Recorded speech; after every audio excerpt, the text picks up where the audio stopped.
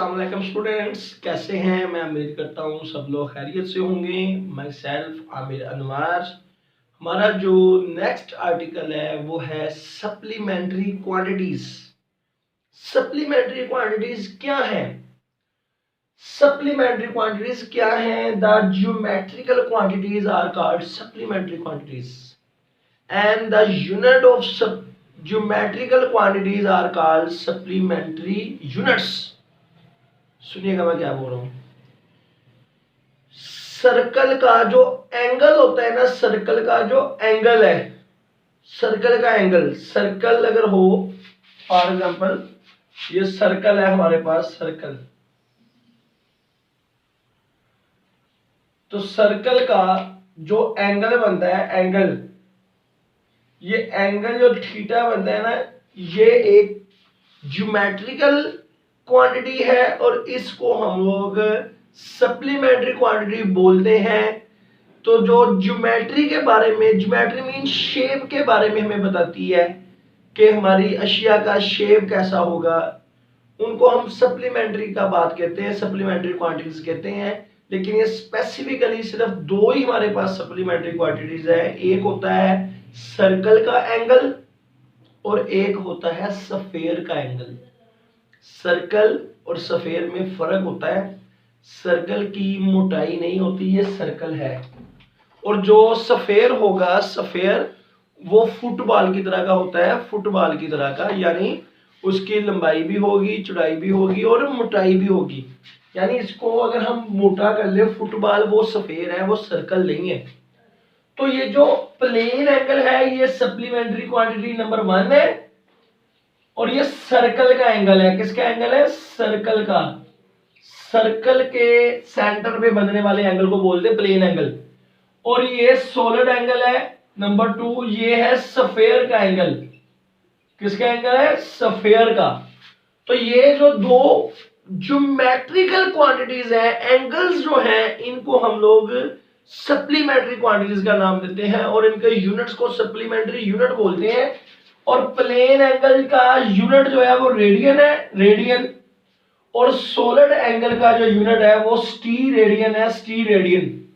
मैं उम्मीद करता हूं आपको समझ लगी होगी कि सप्लीमेंट्री क्वांटिटीज वो हैं, सप्लीमेंट्री क्वांटिटीज वो हैं जो ज्योमेट्रिकल क्वांटिटीज हैं, यानी एंगल्स हैं। एक सर्कल का एंगल है और एक सफेयर का एंगल है, और इनके यूनिट्स को हम लोग सप्लीमेंट्री यूनिट्स बोलते हैं।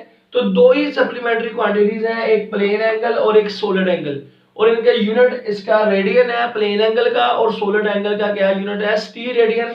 रेडियन को आर ए डी से लिखते हैं और स्टीरेडियन को एस आर से लिखते हैं। याद रखिएगा ये टू डिमेंशनल है, two dimensional. Plane angle mean two dimensional और solid angle mean three dimensional. जी, तो मैं बात कर रहा था कि रेडियन जो है ये प्लेन एंगल का यूनिट है, और प्लेन एंगल टू डिमेंशन में होता है, क्योंकि सर्कल जो होता है ना, सर्कल वो टू डिमेंशन में होता है, उसकी मोटाई नहीं होती। चलो मैं आपको ना बना के दिखाता हूँ सर्कल, एक मिनट रुकिएगा जरा। ये देखें, ये देखें, ये सर्कल है, इसकी मोटाई नहीं है, मोटाई नहीं है, ये सर्कल है। तो ये टू डिमेंशन में है। टू डिमेंशन में कैसे है देखिएगा, इसकी आप देख सकते हैं कि इसकी इस तरह से चौड़ाई है, इस तरह से लंबाई है, लेकिन इसकी मोटाई नहीं है। तो इसलिए प्लेन एंगल जो होता है ना, सर्कल का एंगल होता है, ये टू डिमेंशनल होता है और इसका यूनिट होता है रेडियन। अब इसकी डेफिनेशन क्या है रेडियन की, देखिएगा। Radian is the plane angle, two dimensional angle. Radian plane angle है, टू डिमेंशनल एंगल है। कहां बनता है? At centre of circle, circle के सेंटर में बनेगा। बिटवीन टू रेडियाई, दो रेडियसों के दरमियान में बनेगा। ये देखो, दो रेडियसों के दरमियान में बना है ये। Which cut off the circumference of circle, और ये दोनों रेडियस क्या करेंगे? ये बेटा बाहर वाली बाउंड्री को ना सर्कमफिरेंस बोलते हैं, दायरे की बाहर वाली बाउंड्री को सर्कमफिरेंस बोलते हैं। तो ये दोनों रेडियस सर्कमफिरेंस को जाकर टच करेंगे, कट करेंगे ये दो पॉइंट्स पर बाय एन आर्क। और ये जो है ना, ये इसको आर्क बोलते हैं। ये जो दो रेडियसों के दरमियान में सर्कल का जो हिस्सा बचेगा ना, ये वाला, इसको बोलते हैं आर्क। कि ये दोनों रेडियस जाकर इसको टच करेंगे और यहाँ एक आर्क बनाएंगे, of length equal to radius, कि इसकी जो लेंथ है ना, इस आर्क की लेंथ जितना ये रेडियस है ना इसके बराबर होनी चाहिए। तो जो सेंटर पे एंगल बनेगा ना ये 1 रेडियन कहलाएगा। दोबारा सुनिएगा मैंने क्या बोला है कि आपने ये 2 रेडियस ऐसे लगाने हैं कि इनसे ये जो लंबाई बने ना आर्क, ये और ये रेडियस आपस में बराबर होने चाहिए। यानी दायरे के अंदर ये 2 रेडियस, एक ये वाला और एक ये वाला। अब देखें कि ये वाली जो साइड है ना, ये साइड ये छोटी है और ये वाली साइड क्या है, बड़ी है। तो ये एंगल जो है ना, ये वाला एंगल ये 1 रेडियन नहीं है। रेडियन कब होगा, जब मैं ये वाला जो रेडियस है वहां जाकर लगाऊं कि ये साइड रेडियस, ये रेडियस तो बराबर ही होंगे, दोनों रेडियस है, ये वाली जो लंबाई है ना ये इसके बराबर आ जाए, तो तब ये जो एंगल बनेगा ना, इस एंगल को बोलते हैं 1 रेडियन। क्या बोलते हैं, 1 रेडियन। मैं उम्मीद करता हूं सबको समझ लगी होगी कि radian is the plane angle, 2 dimensional angle, circle के सेंटर में बनेगा, 2 रेडियसों के दरमियान में बनेगा। अब वो 2 रेडियस कहां लगाने हैं, विच कट ऑफ सर्कमफिरेंस, वो रेडियस सर्कमफिरेंस को जाकर ऐसे कट करने चाहिए कि दोनों के दरमियान में जो आर्क बनेगी, दोनों के दरमियान में ये जो आर्क बनेगी उस आर्क की लंबाई और रेडियस की लंबाई बराबर होनी चाहिए। तो तब ये जो एंगल बनेगा ये 1 रेडियन कहलाता है। मैं उम्मीद करता हूं समझ लगी होगी। तो याद रखना, एक सर्कल के अंदर ना, ये एमसीक्यूज है, 2 पाई रेडियन होते हैं। एक सर्कल में कितने रेडियन होते हैं, 2 पाई रेडियन। एक सर्कल में 2 पाई रेडियन होते हैं।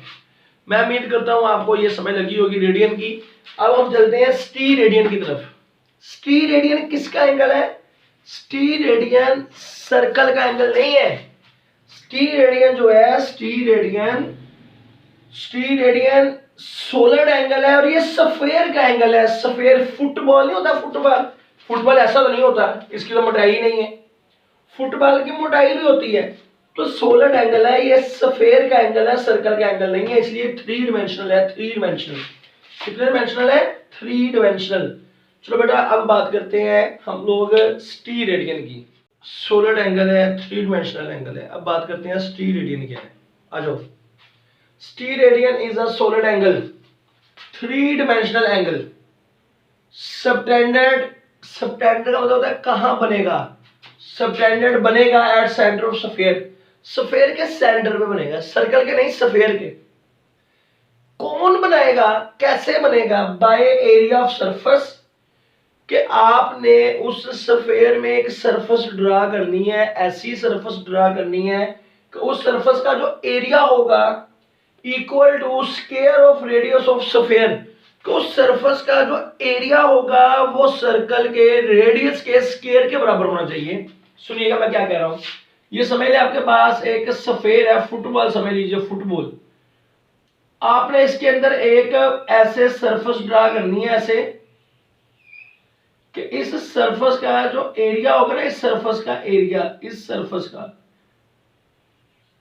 एरिया जो होगा, इस सरफेस का एरिया, इसके जो सेंटर तक ये जा रहा है ना रेडियस, ये रेडियस है, ये वाला जो जा रहा है, इसका जो एरिया है इसके रेडियस के स्क्वायर के बराबर होना चाहिए। इस सरफेस का ये जो ऊपर एरिया ना, ऊपर वाली सरफेस, ये जो मैंने बनाया है, इसका एरिया इसके रेडियस के स्क्वायर के बराबर होना चाहिए। तो तब ये जो एंगल बनेगा ना, ये वाला एंगल, ये 1 स्टी रेडियन कहलाएगा। 1 स्टी रेडियन यानी एरिया ऑफ सरफेस, सरफेस का एरिया इक्वल टू बराबर होना चाहिए square of radius of sphere, sphere के रेडियस के स्क्वायर के बराबर होना चाहिए। मैं आपको एक एग्जांपल से समझाता हूं। आप लोगों ने अक्सर देखा होगा, हम लोग बाजार से तरबूज, वाटरमेलन लेने जाते हैं ग्रीन कलर का। अगर वो हम मान लें को बिल्कुल गोल है, सफेरिकल है, तो उसमें देखा होगा वो जो बेचने वाला बंदा है वो उसमें एक छुरी लगा के ऐसे एक पीस काट के देता है आपको। तो आप अगर उस पीस को बाहर निकालें तो ऊपर छिलका हरे कलर का और नीचे रेड कलर का वो जा रहा है जो आप खाते हो।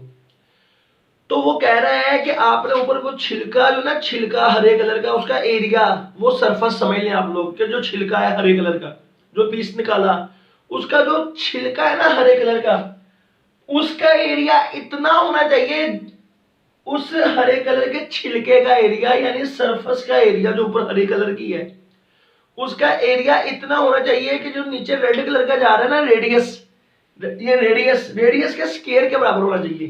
तो तब वो जो आपने पीस निकाल लिया अंदर खला बन गया, खला खाली जगह बन गई अंदर, वो 1 स्टीरेडियन कहलाएगी। क्या कहलाएगी? 1 स्टीरेडियन।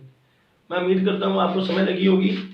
और याद रखना, एक सफेयर के अंदर 4 पाई स्टीरेडियन होते हैं। एक सफेयर में कितने स्टीरेडियन होते हैं? 4 पाई। और एक सर्कल के अंदर 2 पाई रेडियन होते हैं। सर्कल में 2 पाई रेडियन होते हैं, ये एमसीक्यूज है। और सफेयर में 4 पाई स्टीरेडियन होते हैं। सर्कल में कितने रेडियन होते हैं? 2 पाई। और सफेयर में कितने स्टीरेडियन होते हैं? 4 पाई। सर्कल में 2 पाई रेडियन और सफेयर में 4 पाई स्टीरेडियन होते हैं। बेटा ये था हमारा आज का छोटा सा आर्टिकल। मैं उम्मीद करता हूँ आपको समझ लगी होगी। मेरे ख्याल से आपको बहुत अच्छे से समझ लगी होगी इसकी। अपने दोस्तों से हमारा ये शेयर किया करें बेटा, जितना हो सके इसको ज़्यादा से ज़्यादा शेयर किया करें।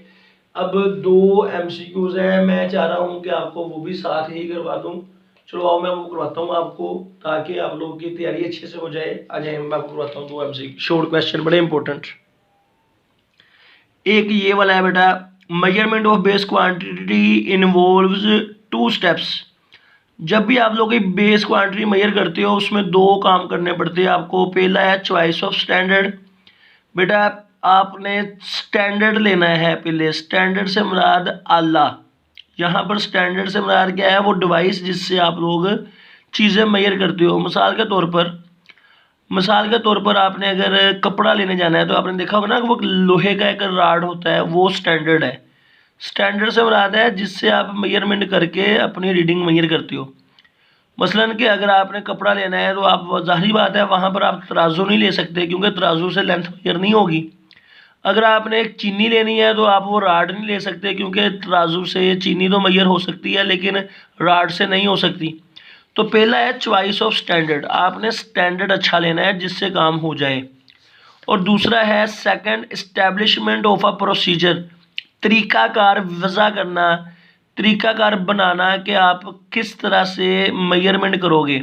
For comparing the quantity to be measured with standard, कि आपने स्टैंडर्ड के साथ जो क्वांटिटी मेजर करनी है वो मेजर करनी कैसे है, उसका तरीकाकार बनाना है। तो ये पहला शॉर्ट क्वेश्चन है कि बेस क्वांटिटी को मेजर करने के कितने स्टेप्स हैं? 2 स्टेप हैं। चॉइस ऑफ स्टैंडर्ड, स्टैंडर्ड का चॉइस चूज़ करना, अच्छा स्टैंडर्ड चूज़ करना। और दूसरा है इसका इस्टेब्लिशमेंट ऑफ प्रोसीजर, तरीकाकार बनाना कि आप किस तरह से उस पैमाने से आप लोग रीडिंग किस तरह से लोगे, स्केल से किस तरह से रीडिंग लेंगे, आप लोग चीनी किस तरह से मेजर करेंगे तराजू से। तो इस्टेब्लिशमेंट ऑफ प्रोसीजर, तरीकाकार बनाना। तो ये एक पहला सवाल हो गया आपका। आई होप इसकी समझ लगी होगी। दूसरा है ideal standard has 2 principal characteristics. Ideal standard की खसूसियात बताएं। 2 खसूसियात होती हैं, असेसिबल, आसानी से मैसर होगा, हर बंदे को मिल जाएगा मार्केट से आसानी से। एंड इट इज़ इनवेरिएबल, यानी ऐसा नहीं होगा कि ये गर्मियों में लंबा हो जाए, सर्दियों में छोटा हो जाए, या सुबह के वक्त इसका कोई और वैल्यू हो, शाम को कोई और वैल्यू हो। इनवेरिएबल का मतलब है कि हमेशा इसकी रीडिंग क्या रहेगी? सेम रहेगी। मसलन कि वो बाट होता है किलो वाला, तो ऐसा ना हो कि गर्मियों में वो 2 किलो का हो जाए और सर्दियों में आधा किलो का रह जाए। इनवेरिएबल स्टैंडर्ड के अंदर 2 खसूसियात होनी चाहिए, वो ना तो बदलना चाहिए, इनवेरिएबल होना चाहिए, और असेसिबल, आसानी से मिल जाना चाहिए। ये ना हो कि पूरे पाकिस्तान में एक ही हो बस, नहीं, असेसिबल भी होना चाहिए और इनवेरिएबल भी होना चाहिए। मैं उम्मीद करता हूँ कि आपको इन दोनों शॉर्ट क्वेश्चन का फ़ायदा हुआ होगा। ये छोटे छोटे से 2 शॉर्ट क्वेश्चन थे, मैंने आपकी फलाह के लिए ये भी ऐड कर दिए हैं। अल्लाह हाफिज़ बच्चों।